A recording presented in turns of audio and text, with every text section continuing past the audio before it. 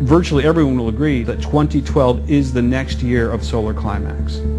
The coming solar maximum in 2012 is not the only cause for concern.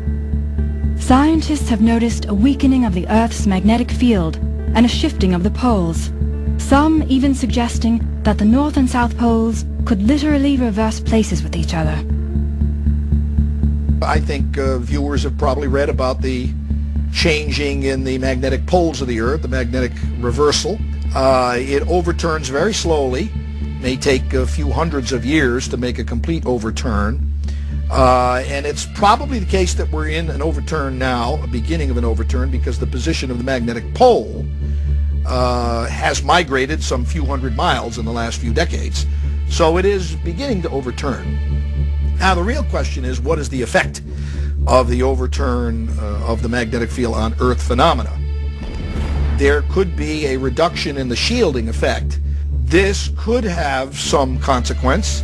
I don't think it's known whether the consequence will be calamitous, disastrous, but probably some meteorological change will take place.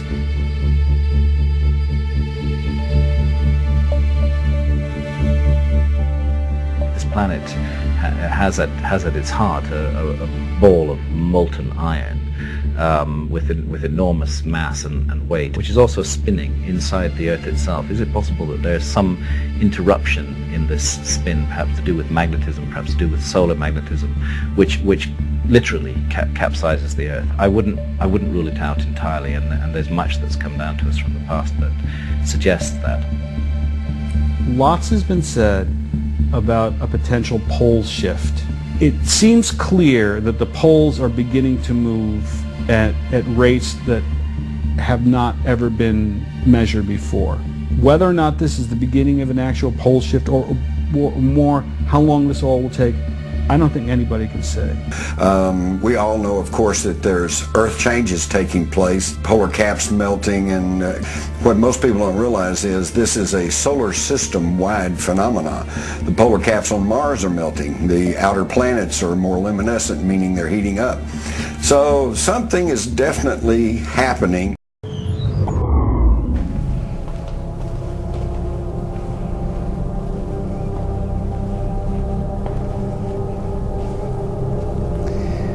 When studying ancient warnings, one would find it difficult to overlook writings from the Bible, which shockingly provide warnings of a worldwide devastation and also hint to a pole shift occurring, described as taking place before what most people refer to as Armageddon, a worldwide war for resources and survival.